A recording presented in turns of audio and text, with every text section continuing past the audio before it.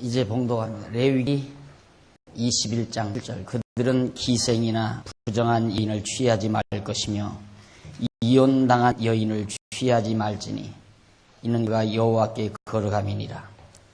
너는 그를 거룩하게 하라. 그는 네 하나님의 식물을 드림이니라.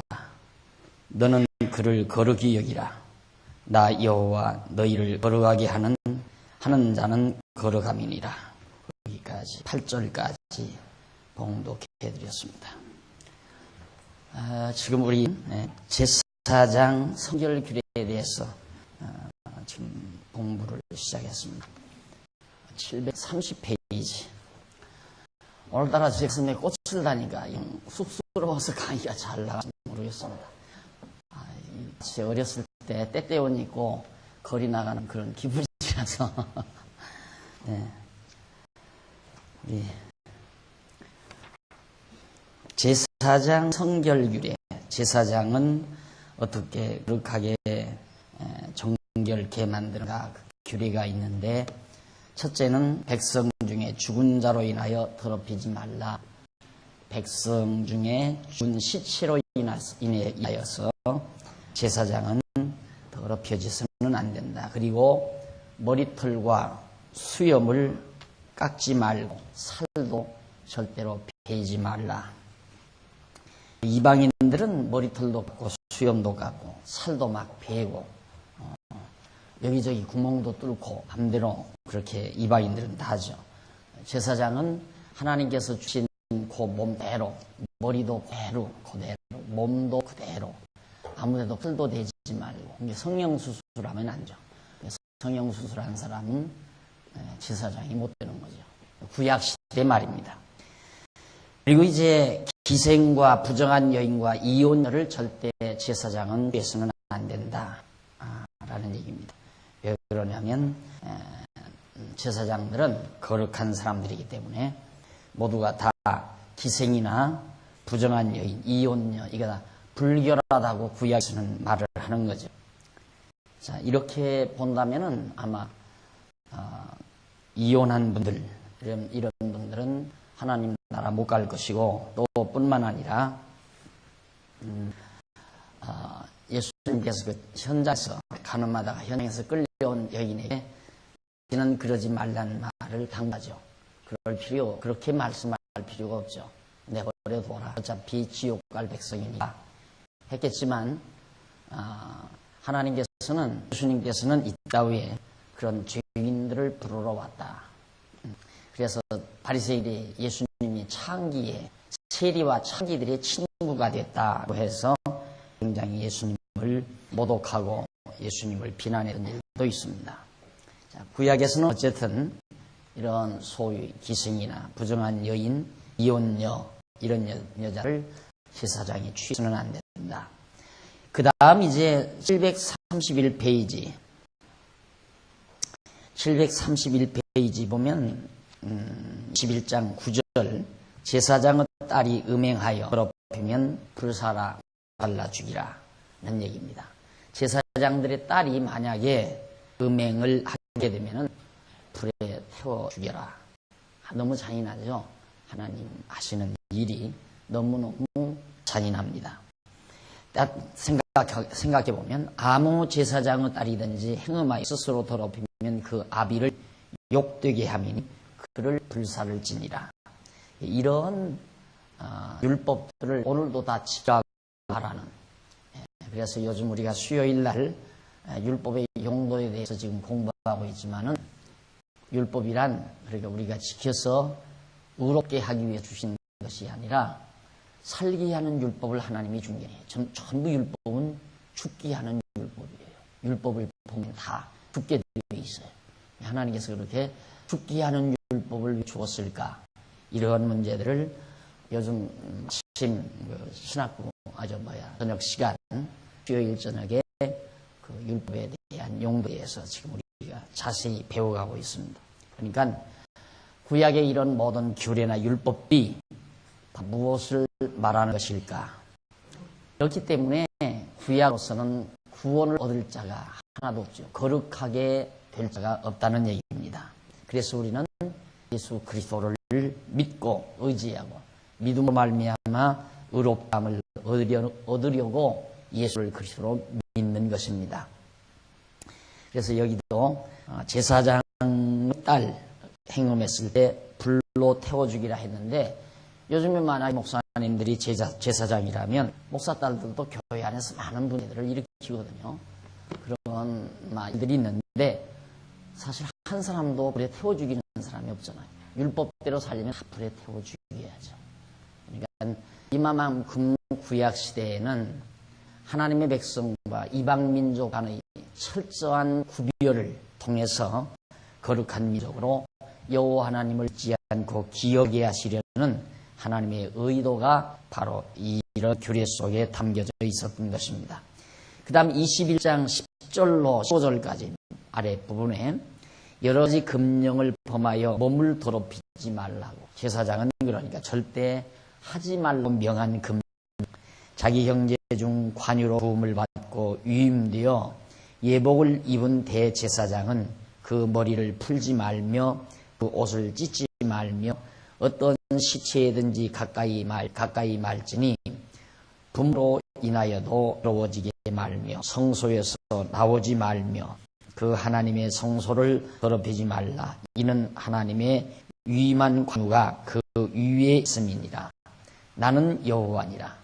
그는 처녀를 취하여 아내를 삼을지니 과부나 이혼된 여인이나 더러운 여인이나 기생을 취하지 말고 자기 백성 중 처녀를 취하여 아내를 삼아 자손으로 백성 중에서 더럽히지 말지니 나는 그를 거룩하게 하는 여호와임이니라. 거듭 당부한 내용이죠. 그런데 여기 보면 제사장이 거룩하게 되는 방 중에 규례 중에 하나가 이 성전 안에, 성전인데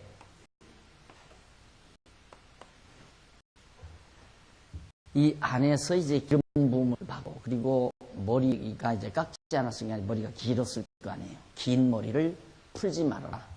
그리고 제사장 의복을 입은 것, 그것 벗어서도 안 되고 그 옷을 찢어서도 안 된다. 그리고 이 성전 안에, 이 안에는 있어야 된다. 이 밖으로 나오면 안 된다. 그러니까 제사장 옷을 입고 기름 부음 받고 그리고 이 성전 안에 머리를 풀지 말고 이 성전 안에 있을 때, 그때가 바로 제사장이 거룩하게 되어지는 그런 규례 중에 하나다.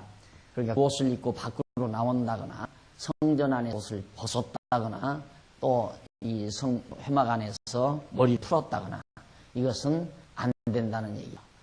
그러니까 구약 시대에 거룩하게 된다고 하는 그것이 지금 우리들이 생각하는, 보편적으로 생각하는 윤리적으로, 도덕적으로 그렇게 인륜적으로 깨끗하게 살아서 거룩하게 된다는 의미가 아니라는 것을 더욱 확실하게 이해할 수가 있습니다. 그리고 이제 제사장으로 하여금 처녀들이나 처녀만을 취해서 아내를 삼으라 하는 것은 구약시대에 지난번 말씀드린 대로 이방 민족들은 그건 상관없단 말입니다. 술 때 기생도 관계없고 부정한 여자도 관계없고, 그래서 또 살다가 또 헤어지고 살다가 헤어지고 한 대로 이렇게 지금 소금 문명처럼 그렇게 되어지는 시대이기 때문에 이스라엘 백성만은, 특히 또 제사장들만은 그런 부부 생활을 정확하게 구별을 해서 이렇게 하나님 여호와를 경외하며 섬기도록 그렇게 지시해 놓은 것이 제사장이 거룩하게 되는 규례 중에 하나로 되어 있습니다.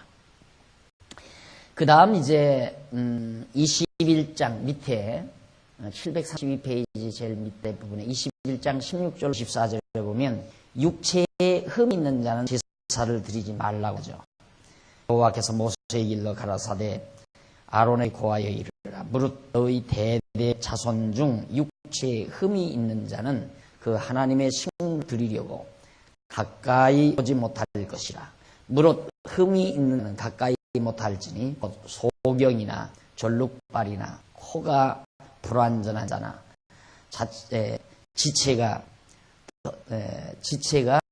더한 자나 발 부러진 자나 또 손 부러진 자나 홉사등이나 난장이나 눈에 백막이 있는 자나 괴혈병이나 어짐이 있는 자나 붕알 상한 자나 제사장 아론의 자손 중에 흠이 있는 자는 나와 여호와의 화제를 드리지 못할지니 그는 흠이 있은즉 나와 하나님의 식물을 드리지 못하느니라. 그는 하나님의 식물로 지성물이든지 성물이든지 먹을 것이나 장 안에 들어가지 못할 것이요 단에 가까이 못할지니 이는 그가 흠이 있음이라. 이와 같이 그가 나의 성소를 더럽히지 못할 것은 나는 그들을 거룩하게 하는 여호와임이니라. 여호와 이대로 모세가 이대로 아론과 그 아들들과 온 이스라엘 자손에게 고하였더라.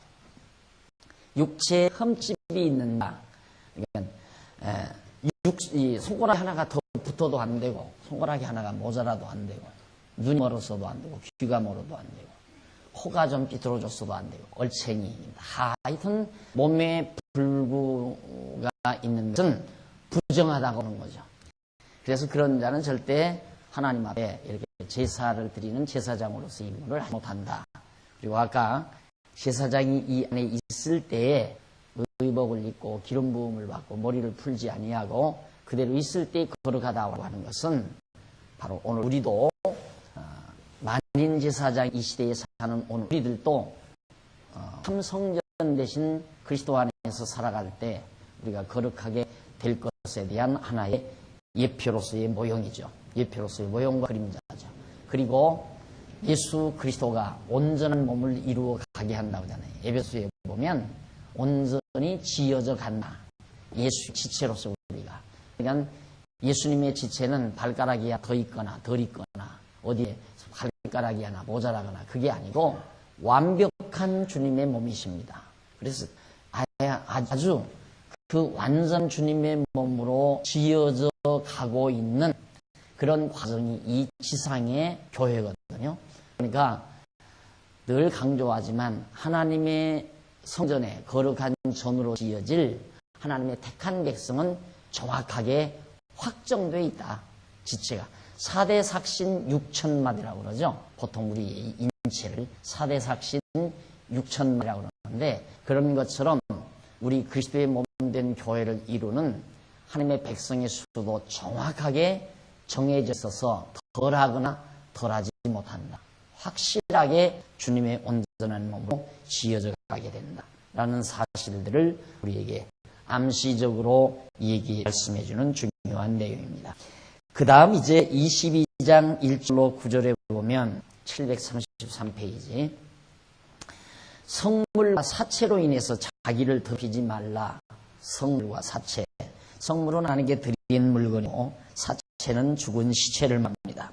여호와께서 모세에게 일러 가시되 아론과 아들들에게 고하여 그들로 이스라엘 자손이 내게 드리는 성물에 대하여 스스로 구별하여 내 성호를 욕되게 함이 없게 하라. 나는 여호와니라. 그들에게 이르라. 무릇 너희 대대 자손 중에 그 몸이 부정하고 이스라엘 자손이 구별하여 여호와께 드리는 성물에 가까이 하는 자는 내 앞에서 끊어지리라. 그러니까 불구의 몸을 가지고 손가락이 하나 없거나 귀가 멀었거나 눈이 멀었거나 하는 이런 불구의 몸을 가진 자가 하나님 앞에 드려질 거룩한 성을 제물에 가까이 하면 더러워지는 거라 이거예요. 그러니까 절대 가까이 하지 못하게 해라. 그래서 지금도 어느 교단에서는 우리나라 이 아주 고지식한 그런 교단에서는 이 율법적인 교단에서는 절대 다리가 닳거나 소아비 환자들 이런 분들 절대 무산수를 안 줘요. 그런데 우리 강남로는 소아마비 증세를 알아둔 우리 허목사님 목사 됐잖아요. 그럼 관계없는 거예요. 구약 시대와 지금 시대를 맞놓고 이 얘기를 기독교 신앙생활을 하려고 한다면 완전히 기독교는 눈종교, 무속종교처럼 되어버리고 말이에요. 구약 시대 모든 것들은 모형이요 그림자라는 사실 제가 늘 강조하는 이유가 있습니다. 구약의 모든 규례나 율법을 지금에 와서 액면 그대로 해야 한다고 하는 것은 어불성설이죠. 말도 안 되는 일이죠. 그럼 자기들 주일날 늘 재직들이나 장로님들이 예배당 입구에 서가지고 지난 주일날 안 나온 사람들 그냥 다 돌로 다 내려 죽여야 돼요. 안식일 보면 다 죽이라고 했으니까. 그런데 그렇게 하지도 못하면서 그렇게 애꿎이게 몸이 좀 불편하다 해서 목사 안수를 안 해주는 그런 이상야릇한 그런 교단들이 아직도 우리 지상에 있단 말입니다. 성경을 잘 모르니까, 성경이 말하고 있는 진정한 의가 무엇인지 모르니까 그렇게 어리석게 또 시스럽게 교회를 이끌어가는 지도자들이 이 땅 위에 존재하고 있습니다. 그 다음에 이제 거기 4절에 보면 아론의 자손 중 문둥한 자나 줄병이 있는 자는 정하기 전에는 성물을 먹지 말 것이요, 시체로 부정하게 된 자나 설정한 자나 무릇 사람을 부정하게 하는 원래에 족한 자나 무슨 부정이든지 사람을 더럽힐 만한 자에게 족된 자 곧 이런 것에 접촉된 자는 저녁까지 부정하니 몸을 물로 씻지 아니하면 성물을 먹지 못할지며 해질 때에야 정하리니 그 후에 성물을 먹을 것이라. 이는 자기의 음식이 됨이니라. 저절로 스스로 죽은 것이나 자연스럽게 절로 죽은 것이나 들짐승에게 찢긴 것을 먹음으로 자기를 더럽히지 말라. 나는 여호와니라. 그들은 나의 명을 지킬 것이라. 그것을 욕되게 하면 그로 인해 죄를 짓고 그 가운데서 죽을까. 나는 그들을 거룩하게 하는 여호와니라. 철저하게 하나님께서 구별시키시는 섭리를 우리에게 계속 전해주고 있습니다. 그 다음 이제 735페이지 22장 10절로 16절. 여기 보면 성물을 함부로 먹어서 불결하게 되지 말라고 명하는 얘기입니다. 하나님 앞에 드려질 제물, 거룩한 물건이죠, 성물. 그것을 함부로 먹게 되면 하나님께서 먹으라고 한 방식대로, 규례대로 먹지 아니하고 함부로 먹게 되면 그것도 불결해진다. 외국인은 성물을 먹지 못할 것이며 제사장의 객이 품고는 다 성물을 먹지 못할 것이니라. 그러나 제사장이 돈으로 사람을 샀으면 그 자는 그것을 먹을지요. 그 집에서 출생한 자도 그러하여 그들이 제사장의 식물을 먹을 것이며, 제사장의 딸은 외국인에게 출가하였으면 거제의 성물을 먹지 못하되 그가 과부가 되든지 이혼을 하든지 자식이 없이 친정에 돌아와서 어릴 때와 같으면 그 아비의 음식을 먹을 것이니 외국인은 먹지 말 것이니라. 사람이 부지중 성물을 먹으면 그 성물에 그 5분의 1을 더하여 제사장에게 줄 것이니라. 이스라엘 자손이 여호와께 드리는 성물을 그들은 더럽히지 말지니 그들이 성물을 먹으면 그 죄로 인하여 형벌을 받게 할 것이니라. 나는 그들을 거룩하게 하는 여호와니라. 이건 당연히 이스라엘 백성을 위해서 제사를 드리를 대신 이제 많은 백성들이 살잖아요. 이 백성들은 하나님 앞에 제사 드리는 게 아니란 말이죠. 이 백성들을 대신해서 하나님 앞에 제사 드리는 제사장은 거룩해야죠. 거룩해야 되기 때문에 백성들과 달리 철저하게 거룩하게 되는 규례를 명하시죠. 그래서 거룩한 제사장들이 불결한 백성들을 위해서 하나님 앞에 제사함으로 정결케 하려고, 그것은 흠과 티가 없으신 우리의 영원한 대제사장이 되실 그리스도에 대한 한 모형을 우리에게 보여주고 있습니다. 그러니까 제사장은 완벽하게 거룩해야 된다는 말은 흠과 티가 없으신 분만이 우리의 제사장이 된다. 아까도 제사장 될 사람은 불구가 되면 안 된다고 그랬잖아요. 눈이 멀었거나 귀가 멀었거나 안 그러면 뭐가 삐뚤어졌거나 손가락이 하나 더 있거나 이러면 절대 제사장이 안 돼요. 흠이 있으니까. 그러나 우리의 영원한 제사장이신 예수 그리스도는 정말 흠과 티가 없으신 그리스도이십니다. 그래서 우리를 위해서 완벽한 제사를 드려주심으로 우리를 거룩한 백성으로 삼아주실 수 있는 능력 있는 제사장님을 우리들이 확인할 수 있다는 뜻입니다. 그 다음 이제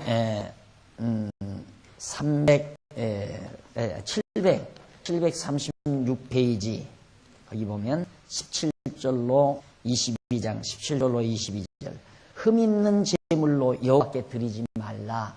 흠이 있으면 안 돼, 제물도.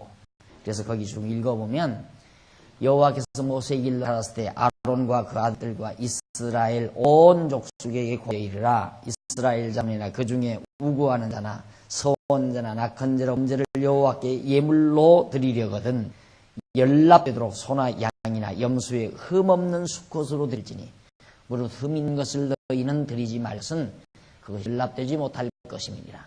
무릇 서원한 것을 갚으려거든 자의로 예물 드리려든지 하여 소나 양으로 화목제 희생을 여호와께 드리는 자는 연락되도록 아무 흠이 없는 온전한 것으로 할지니 눈먼 것이나 상한 것이나 지체를 배임을 당한 것이나 종기 있는 것이나 교열병 있는 것이나 비로 먹은 것을 너희 여호와께 드리지 말며 단 위에 화제로 여호와께 드리지 말라. 우양의 지체가 더하거나 덜하거나 한 것은 너희가 낙헌 예물로 쓰려니와 서원한 것을 가품으로 드리면 연락되지 못하리라. 너희는 붕알이 상하였거나 치였거나 터졌거나 배임 당한 것은 여호와께 드리지 말며 이 땅에서는 이런 일을 행치도 말지며 너희는 외반에게서도 이런 것을 받아 너희의 하나님의 신물로 드리지 말라. 이는 결점이 있고 흠이 있는 것인즉 너희를 위하여 연락되지 말 것임이니라. 이방 사람들이 이제 제사를 드릴 때에는 어차피 태워서 죽이잖아요. 태워서 죽이니까 새끼 낳지 못하는 것, 불구된 것, 못생긴 것, 병든 것, 그냥 짐승만 잡아서 드리면 되는 것, 그런 걸 드린다 이거죠. 그러나 이스라엘 백성들이 하나님께 드리는 것은 절대 흠이 있어서는 안 돼요. 아무런 흠이 없이 깨끗한 것, 튼튼한 것, 건강한 것, 이걸 드려야 되는데 마찬가지로 우리의 영원한 제물이 되신 예수 그리스도 역시 흠과 흠 없으신 그리스도가 우리의 영원한 제물로 드려질 것에 대한 모형인 예표로 우리에게 지금 이런 규례를 허락해 주신 것입니다. 그러니까 앞에서 나오는 모든 규례들은 모두 다 우리의 영원한 제사장이시여 영원한 제물이 되실 그리스도에 대한 한 예표임을 알 수가 있죠. 그러니까 우리는 예수 그리스도를 믿음으로 말미암아 이 모든 규례가 다 온전한 것으로 우리에게 이루어지게 된 거죠. 그러니까 얼마나 간단했어요.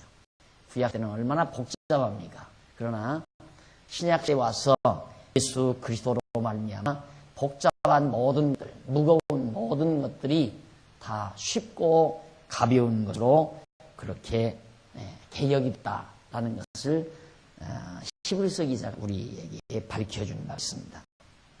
그래서 제일 밑에 보시면은 736페이지 제일 아래에서 두 번째 이러한 규례는 흠과 뼈 없으신 예수 그리스도께서 영원한 제물로 하나님께 드려지실 것에 대한 예표로서의 모형과 그림자이다.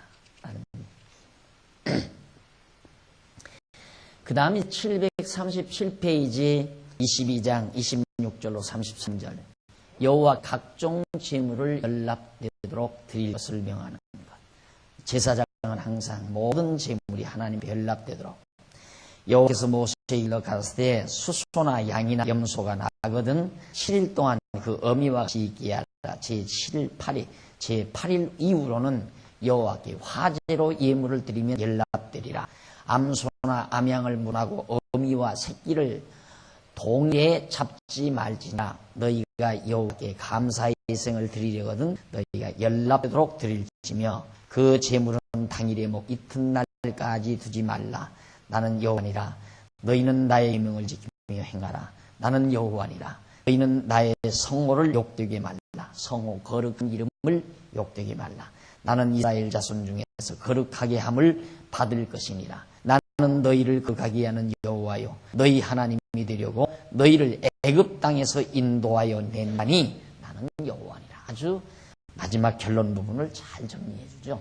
그러니까 뭐냐면 제사장의 규례, 제사장이 성결 규례를 명한 이런 모든 것들도 전부가 다 여호와 하나님, 애굽 땅 종되었던 집에서 인도하여 내신 여호와 하나님을 잊지 않고 기억하게 하시려는, 기억해서 경외하며 섬기게 하시려는 하나님의 의도가 글 속에 깊이 담겨져 있다. 그래서 738페이지 제일 위에 부분 보세요. 제일 738페이지 제일 우줄에 보면 앞에서 언급한 제사장의 성결에 대한 규례는 장차 대제사장 오실 예수 그리스도께서 흠과 티가 없이 걸어가실 것에 대한 예표로서의 모형과 그림자이다. 따라서 이 규례는 여호와께서 흠과 티가 없이 거룩한 대제사장이신 예수 그리스도를 모형적인 것으로 언약하시는 말씀인 것이다. 그러니까 앞으로 흠과 티가 없으신 영원한 대제사장이신 예수 그리스도를 보내준다라고 하는 언약의 말씀입니다. 그러니까 우리는 그냥 레위기 22장 2부부터 깊게 들으면 하나님께서 제사장에게는 이렇게 하라고 그랬구나. 이 선에서 끝나지 말고 구약은 메시아에 대한 언약이라고 했잖아요. 구약은. 그러니까 구약이 어떻게 메시아에 대한 언약인가, 메시아를 보낼 것에 대한 언약인가, 말하는 대로 흠과 티가 없는 자가 제사장이 되라. 이것이 바로 흠과 티가 없으신 예수 그리스도를 보내주실 것에 대한 하나님의 언약의 말씀입니다. 그런 뜻이에요.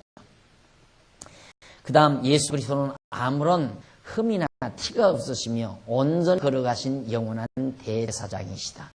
그러므로 제사장의 성결한 생활에 대한 규례는 여호와 하나님께서 장차 택자들을 거룩한 제사장이 되게 하여 주시기 위하여 영원히 거룩한 대제사장이신 예수 그리스도를 보내어 주실 것을 예표로서의 모형과 그림자적인 것으로 언약하여 주시는 말씀인 것이다.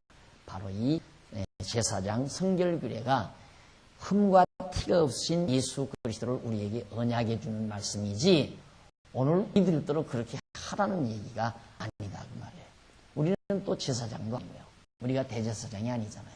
우리는 대제사장이 예수 그리스도시고 예수 그리스도를 통해서 우리가 제사장이 되는데, 제사장은 어떻게 거룩하게 된다. 흠과 티가 없이 거룩하게 된다.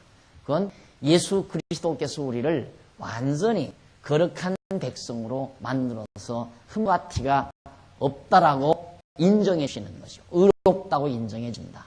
그래서 우리가 모두가 다 거룩한 제사장이 되는 겁니다. 그 다음 이제 9번에 보면 양쪽 가로 9번 23장 내용입니다. 23장 내용에 보면 거기는 이제 절기의 성결규례가 나옵니다. 절기. 이스라엘 백성에게는 절기가 몇 가지죠. 안식일도 절기에 속한 날짜는 성의로 모이는 날이지만 유월절, 무교절, 수장절 등등 그런 절기들이 있어요. 이런 절기들을 그렇게 하게 하는 그런 내용이 나옵니다. 23장 1절로 3절에 보면 여호와께서 안식일을 성회로 삼아 지키라 말하죠. 여호와께서 모세에게 이르 가라사대 때 이스라엘 자손에게 고하이르라. 너희가 공포와 성회를 삼을 여호와의 절기는 이러하니라. 엿새 동안은 일할 것이요 일곱째 날은 쉴 안식일이니 성회라. 너희는 무슨 일이든지 하지 말라. 이는 너희 거하는 각처에서 지킬 여호와의 안식일이니라. 안식일 꼭 지켜라. 가나안 땅으로 가거든요. 지금 또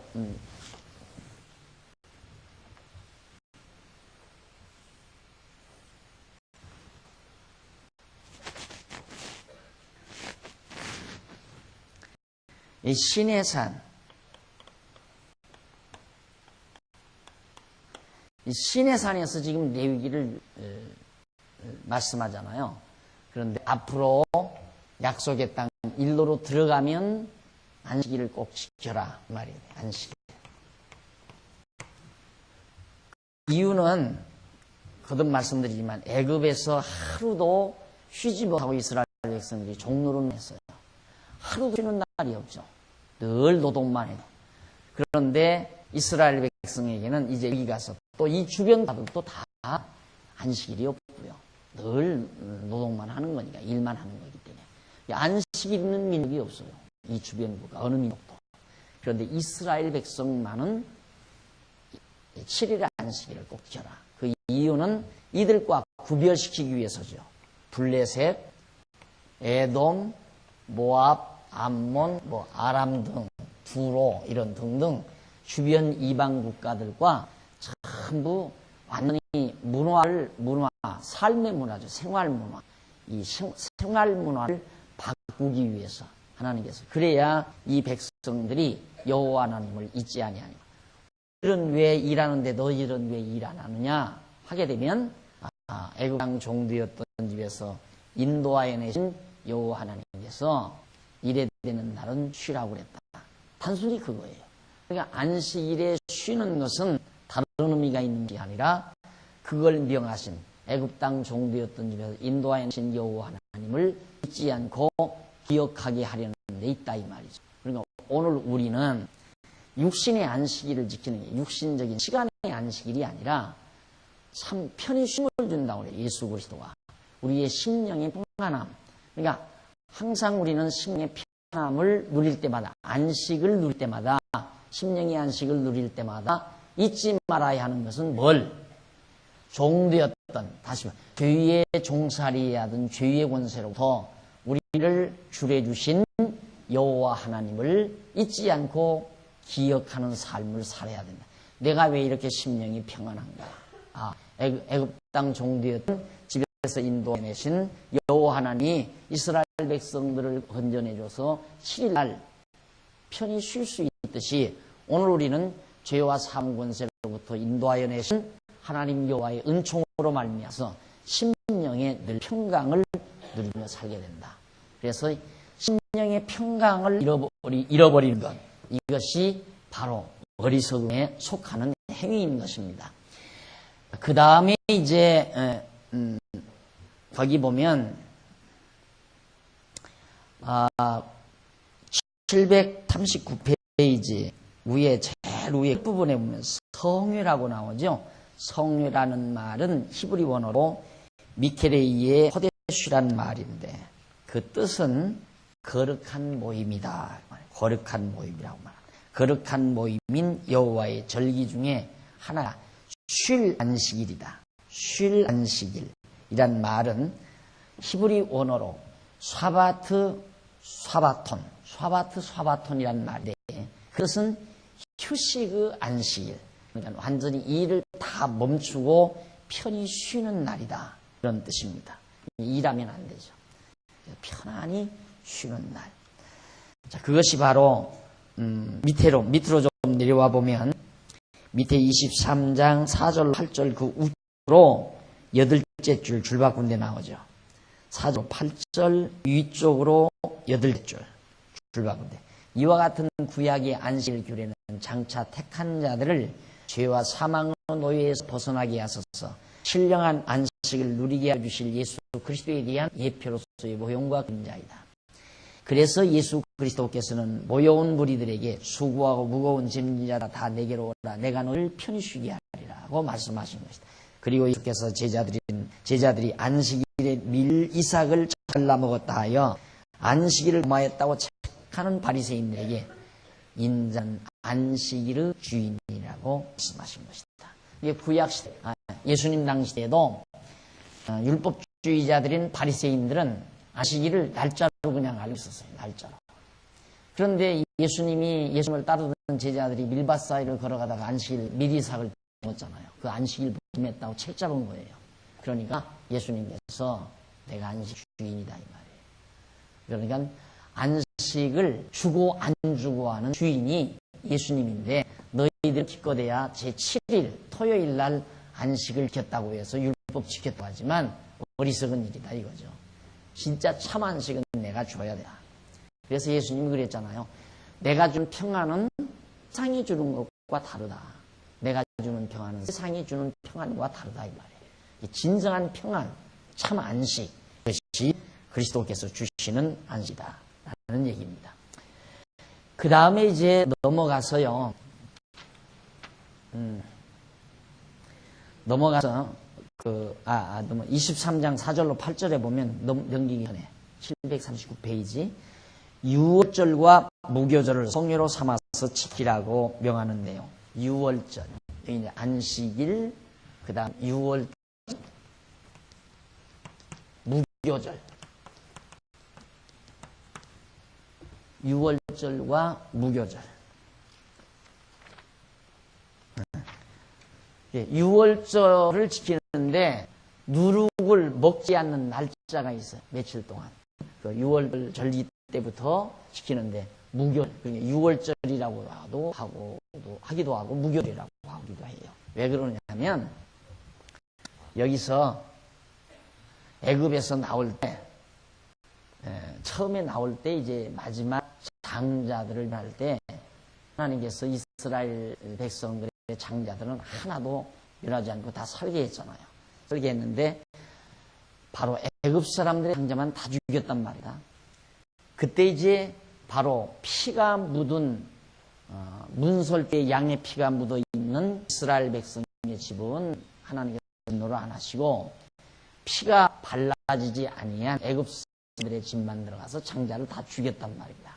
그래서 뛰어넘었다 해서 유월이라는 말을 써요. 뛰어넘었다. 그래 애굽 사람들의 집으로 재앙 내리기 위해서 이스라엘 백성들이 사는 집을 뛰어넘어가서 멸망을 시켰다. 그래서 그날을 잊지 말아야 된다 이거죠. 그러니까 유월절을 지켜서 이때 잔치 베풀어 가지고 제물을 하나님께 드림으로 하나님이 제물을 먹었다는 게 아니에요. 중요한 것은 이스라엘 사람들의 삶의 문화예요. 이런 절기들을 지면서 하나님 여호와를 잊지 말고 기억하라 이 말입니다. 그러니까 이방 민족들의 절기는 전부가 다 축제죠. 축제. 이 이방 민족들의 모든 축제들은 다 백성들 스스로가 즐기기 위한 거예요. 자기들이 즐겁기 위해서. 그런데 문제는 이스라엘 백성들의 이런 모든 축제, 이거 하나의 축제거든요. 이런 축제들은 전부가 다 하나님 여호와를 잊어버리지 않고 기억하게 하려는 그 근본 목적이 있단 말이야. 이게 전혀 다르잖아요. 이방 민족들, 이런 민족들이 신 앞에서 축제를 벌이는 것은 전부 자기들을 환호하기 위해서, 자기들 즐기기 위해서, 쾌락을 즐기기 위해서 축제를 벌이지만은 이스라엘 백성들이 이 안에 들어가서 성전에서 제사를 드리며 안식일을 지키고 유월절, 무교절 이런 것들을 지키면서 축제를 벌이는 것은 아버지 왜 오늘 이런 축제가 벌었어요? 이럴 때에는 설명을 해야죠. 설명을 쭉 해서 여호와 하나님을 잊지 않도록 자녀들에게 기억하고 가르치기 위한 하나님의 섭니다. 그래서 이제 그 밑에 740페이지 23장 9절로 14절 거기 보면 안식일 이튿날 첫 이삭 요제를 드리는 주례, 이것도 첫 열매를 하나님 앞에 드려라 그런 얘기입니다. 소제로 하나님 앞에 첫 열매를 드리는데 이것도요 영원한 규례라고 그랬어요. 아주 영원한 규례. 어디 한번 조금 읽어보실까요? 9절. 여호와께서 모세에게 일러 가라되 이스라엘 자손에게 고하여 이르라. 너희는 내가 너희에게 주는 땅에 들어가서 너희의 공물을 거둘 때 위선 너희의 공물 첫 이삭 한 단을 제사장에게로 가가라. 첫 열매요. 이 첫 열매를 왜 애들이 안식일에?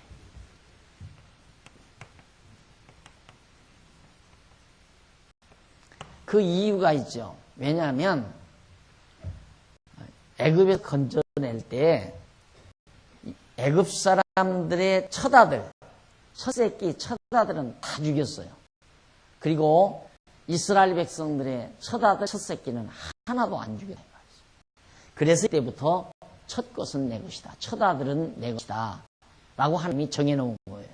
그래서 이제 곡식을 거둬도 첫 열매를 드리고 과일 따도 첫 열매를 드리고 그래서 이제 이런 걸 목사님들이 진정한 그 의미를, 교사들이 그 진정한 그 의미를 안 가르치고 그걸 그대로 가르쳐서 첫 열매는 하나님 앞에 다 바쳐야 됩니다. 내가 주일학교 어려서 교회학교 다닐 때 추수감사절 때면 하여튼 과일나무에서 제일 먼저 익은 거 그리고 주밭에서 배추가 제일 크게 탐스럽게 포기가 찬 것, 무가 제일 크게 뿌리가 여물어든 것 이런 것들을 벌써 그 전날 추수감사 주일 전날에는 그걸 찾느라고 온종일 바쁘죠.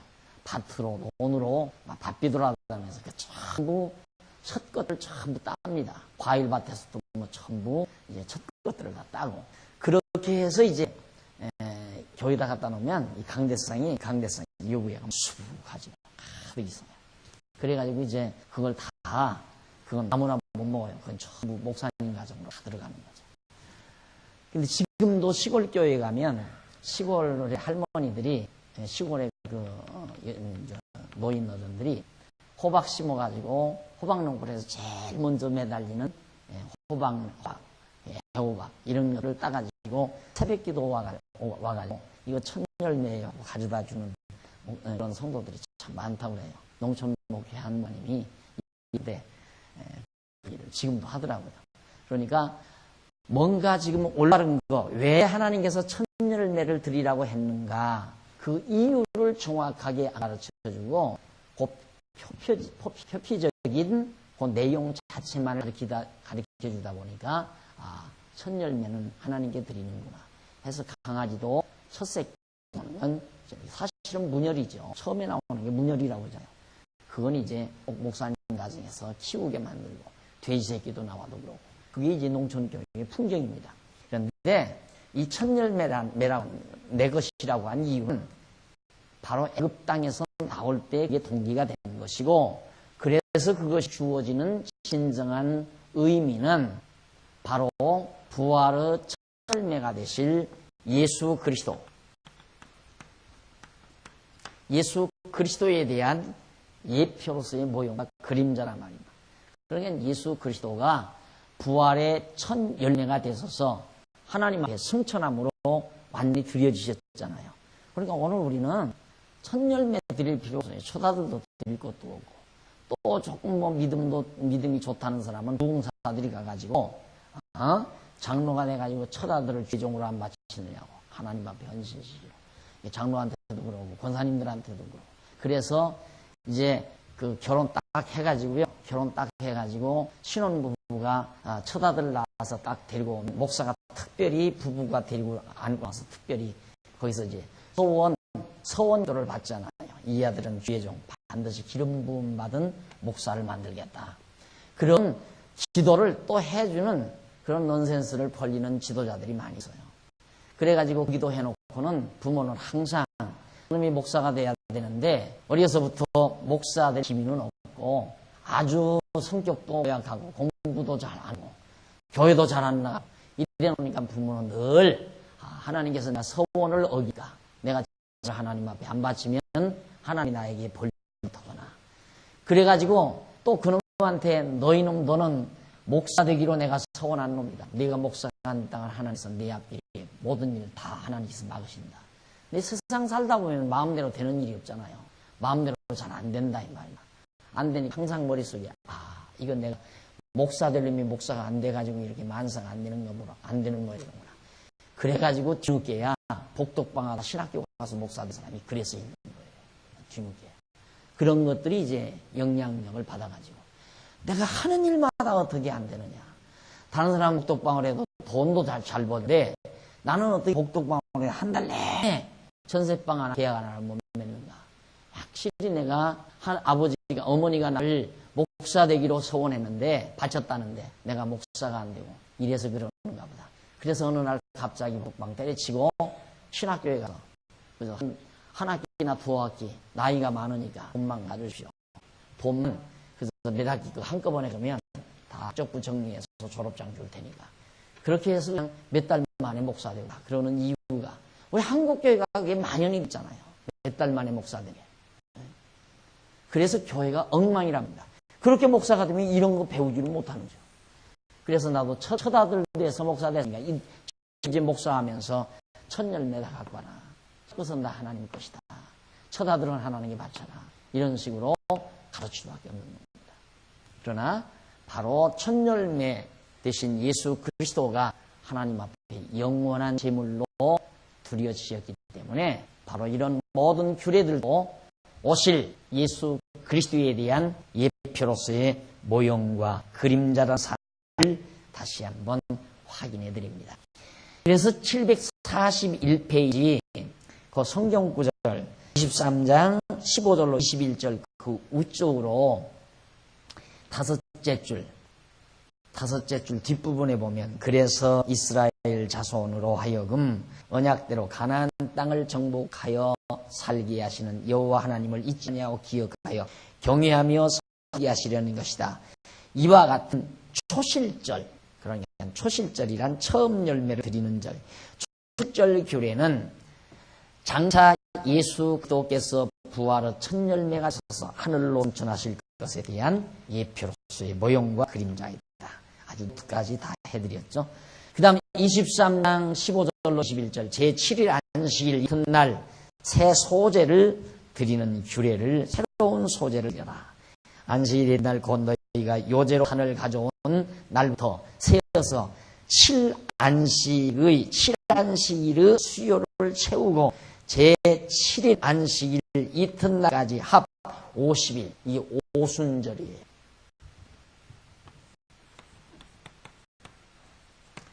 그러니까 6월절, 무교절, 안식일의 초실절 다 드리고 오순절, 그러니까 6월절을 지고 나서 오순이면 1순이 10일이죠. 그러니까 오순이니까 50일 아니에요. 그래서 오순절 절기를 지키는 거예요.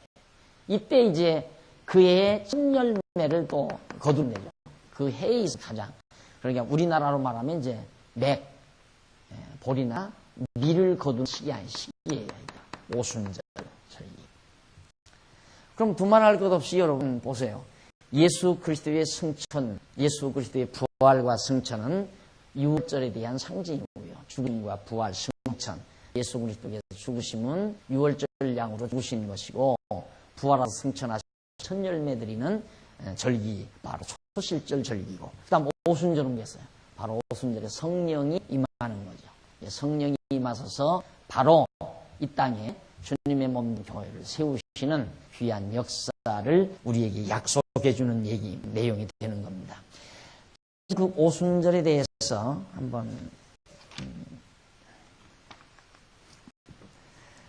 오순절 50일이 되던 해 17절 보십시다.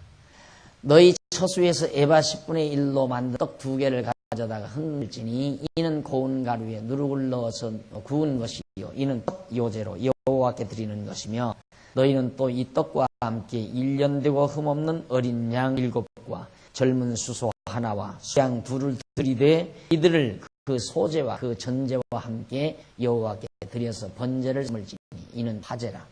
여호와께 향기로운 냄새며 또 수염소 하나로 속죄제를 드리며 1년 된 어린 수양 2를 화목제 이생으로 드릴 것이요 제사장은 그 첫 이삭의 떡과 함께 그 어린 양을 여호와 앞에 흔들어 요제를 삼을 것이요 이것들은 여호와께 드리는 성물인즉 제사장이 돌릴 것이며 이날에 너희는 너희 중에 성회를 공포하고 아무 노동도 하지 마시니 이는 너희가 그 하는 각처에서 대대로 지킬 영원한 규례니라. 항상 지킬. 그러니까 오늘 우리들의 용어로 말하면 문화행사라고 하면 그리스도인들의 문화행사, 하나님의 백성의 문화행사, 이런 6월절기라든가 오순절 절기라든가 이제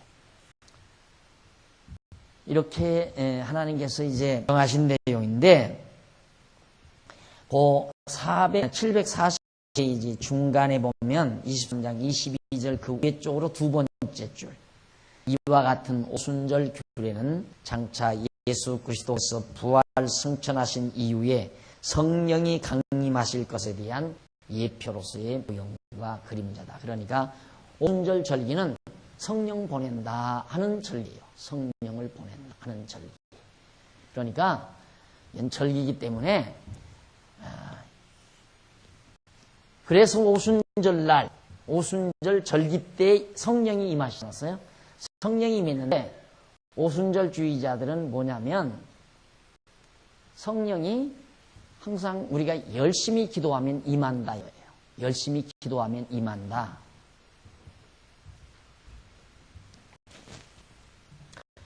예수님이 십자가 연박에 죽으시고 부활하셔서 승천하셨잖아. 그리고 이제 40일 지나서 이제 성령이 임했단 말입니다. 오순절날. 임했는데 오늘날 오순절주의자들은 뭐라고 그러냐면 부흥회하면 성령이 충만히 임한다. 그러니까 답답할 일이죠. 오순절에 이 성령이 임하실 것은 이미 구약에서 예언된 거예요. 예언이 성취된 거란 말입니다. 그러니까 예언이 성취된 대로 성령이 오셔서 그냥 지상의 교회와 계속 세상 끝날까지 이상 예수님 오시는 이 세상 종말까지 성령이 누구와 오늘 지상에 있는 주님의 몸된 교회와 함께 거하시는 거예요. 그런데 오순절주의자들의 말대로라면 왔다가 우리 성도들이 기도도 안 하고 새벽 기도도 안 하고 연도 안 내면 또 성령이 비둘기같이 생겼다고 그러잖아요. 이게 날개가 닿아서 홀로 올라간다. 올라가 버린다. 그래서 성령 다 쏟아붓다. 은혜 다 쏟아붓다. 그러잖아요.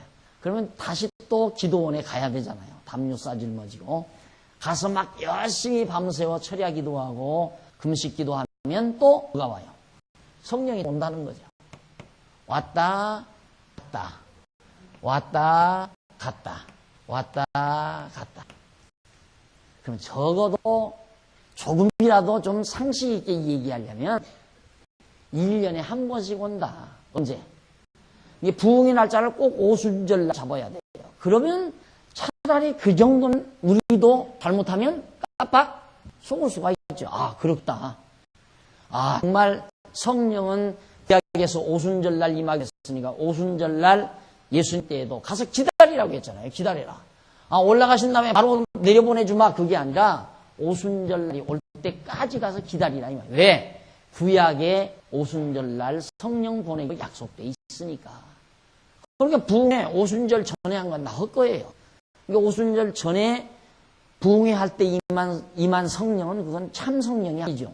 그러면 약속된 게 아니니까. 그러니까 그만큼 성도들이 성경을 모르니까 성도들도 성경을 모르고 가르치는 자들도 성경을 모르니까 막 열심히 기도하면 이상한 짓거리가 생기거든요. 이상한 짓이 일어나거든요. 그러니까 그게 성령의 역사라는 거예요. 그런데 그게 아니고 성경이 말하는 성령의 역사는 구약에서 예언한 대로 오순절 절기를 통해서 예언한 대로 오순절날 이미 임했어요. 완료됐다 이 말. 완료돼서 임하신 건 완료해서 그 완료된 성령이 이 지상에 계시면서 지상에서 계속 성령이 역사해서 성령 감동으로 기록된 하나님의 말씀을 지금 우리들이 이렇게 뵐 때 깨닫게도 하고 믿어지게도 하고 성령으로 우리에게 지혜를 주어서 항상 하나님의 뜻을 분별하게도 하시고 또 마음을 감동해서 믿어지게도 하시고 누가? 그 성령께서. 그 성령이 바로 언제까지? 이 세상 예수님 오시는 날까지 우리와 함께하게 되죠. 그러니까 가서 철야기도 한다고 해서 성령이 특별히 오는 거예요. 부흥회 한다고 해서 성령이 특별히 임하는 게 아니고 그건 다 부흥회를 한다거나 어떤 이상한 짓거리를 해서 어떤 작용이 나타나는 것은 감성적 작용이에요. 착시현상이나 착각현상이나 착청현상 이런 게 나타나요. 여러분들이 지금 아이가 지금 돌아오다. 지금 학교 갔던 아이가 지금 돌아온다. 금방 돌아올 것 같다. 그런데 방금 밖에서 엄마 하고 불러요. 쫓아나가 버리고 없는 거예요. 그게 착청이에요. 착청. 그러니까 분명히 불렀어요. 엄마 하고 불러서 문 열어보니까 안 나. 없다 이 말이에요. 착청. 그러니까 부르는 것처럼 탁각해서 들렸다 그 말이에요. 그러니까 주님께서 나로 하여금 응답할 거다. 따라하지 마라. 응답할 거다. 내가 너와 함께하마 하고 응답할 거다 하고 막 열심히 기도하니까 착청이 들려오는 거예요. 따라 안심하라. 너와 함께한다. 그 응답 받았다 이거지. 거짓말인가 한번 해봐요.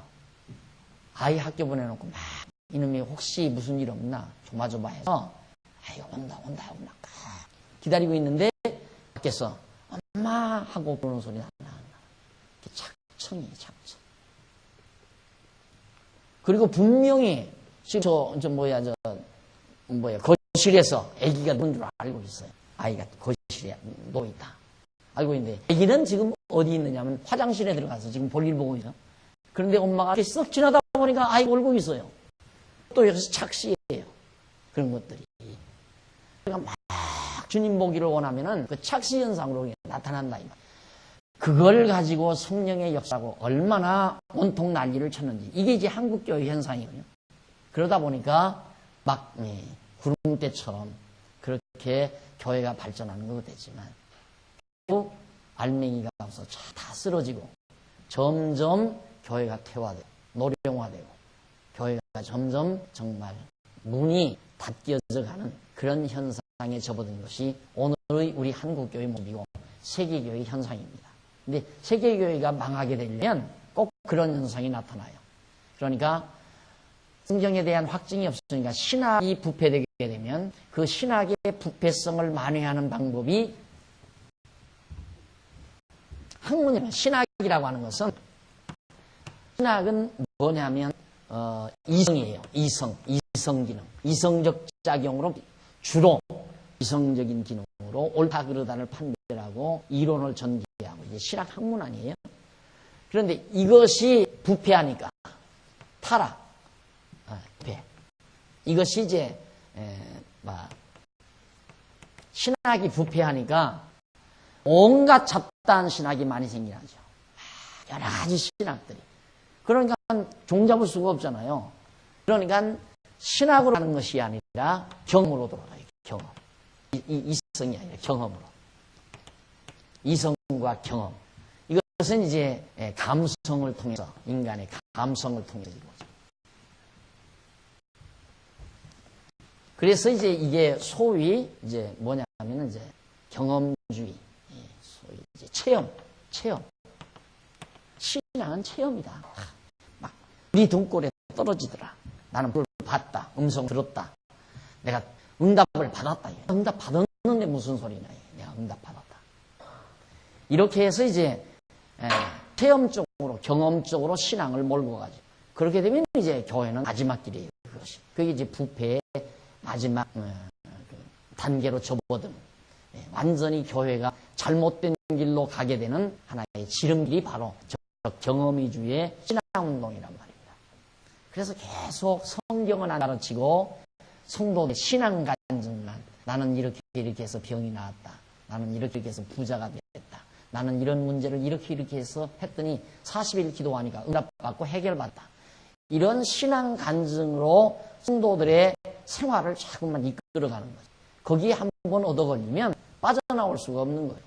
계속 말려 들어가가지고. 그러니까 무당한테 한번 말려들면 빠져나오듯이. 가서 아이고 우리 큰일 났어요. 우리 집 아이 어떻게 되겠네. 그걸 어떻게 되겠어. 큰일 났다. 그래도 다행인 줄 알아. 애군 떼운 거야.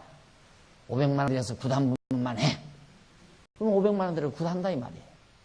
하다가 자꾸 하면 고개를 살래살래 내둘잖아요. 이게 살래살래 고개를 내둘면 500만 원에서 굿하는 굿주인은 불안하다 이 말이에요. 야 이거 뭔가 안 되는 모양이다. 자꾸 무당이 고개를 내두르니까. 이게 막 벌벌벌 떨면 잔뜩 떨게 만들어 놓고 1,500 내 다시 해야 돼. 이걸로는 안 돼. 그럼 1,500 내고 그 다음 3,000 내고 5,000 내고 그리고 살림도 거들라는 거 아니에요. 그와 똑같은 거예요. 이런 신앙운동이라는 게 한 번 걸리면 빠져나오지를 못해요. 그래서 모두가 진정한 성경의 진의가 무엇인지를 모른다. 오순절 성령 강림이 구약에서 예언된 예언 성취임을 안다면 예언 성취 어떻게 보세요. 예수님도 메시아 보낸다는 6월절 예언이 6월절 절기를 통한 예언이 단 한 번으로 이루어져요. 한 번. 예수님 또 와요? 6월절 예언이 또 이루어지느냐 말입니다. 역사상에서. 한 번밖에 안 이루어지잖아요. 승천도 한 번밖에 안 이루어지고. 그렇다면 오순절을 통한 성령 강림의 예언도 단 한 번 임하니 어떻게 또 오고 붕괴 때마다 성령이 임하냐 이 말입니다. 항상. 기도할 때마다 임하고. 오기는 뭐가 와요? 이 오셔야 오셔서 이 지상교회와 함께 계시는데, 우리와 함께 계시고 여러분의 마음속에, 심령 속에 동행하시고 계신데, 지금 우리와 성령이 동행하시지 아니한다면 오늘 이런 성령 감도로 기록된 말씀을 우리가 어떻게 깨달을 것이며, 또 깨달은 말씀을 가리킨다 해도 여러분들이 또 어떻게 듣고 또 깨닫겠느냐 이 말이에요.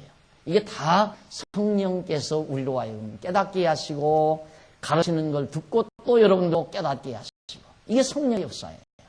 그래서 지난 주일 오후 시간에 우리 성경신학의 인식론, 원리에 대해서 지금 공부하는 과정인데, 그때 제가 그랬잖아요. 나는 조교수도 아니고 조교다, 조교. 교수는 성령님이시고, 성령님이 성경을 우리들에게 가르치는데, 나는 조교 역할, 심부름 역할하는 거예요. 심부름 역할. 우리말로 통역하는 역할도 하고, 여러분들이 알아들을 수 있도록 그런 역할. 심부름, 자료 수집, 이런 것들을 시키는, 그 교수의 심부름꾼과 같은. 내가 여러분들에게 가르치는 게 아니에요. 성령께서 우리 스승이 되셔서 우리로 하여금 깨닫게 가는 말입니다. 그런데 오늘날 성도들은 자꾸 뭔가 기도할 때 머리가 떨어지기를 바라고, 무슨 진동이 오기를 바라고, 이상한 방언의 역사가 일어나기를 바라고, 그런 생각만 자꾸만 하니까 올바른 신앙 방향으로 성도들이 갈 수가 없잖아요. 그러니까 성령의 역사는 단 한 번으로 이루어진 것이다. 오순절 역사. 두 번 또 임한 거 아니에요? 오순절 임한 성령이 지금까지 2000년 세월 동안 이 지상교회와 함께 계시는 것이다. 잠깐 차 한 잔 들고 계속해서 하십시오.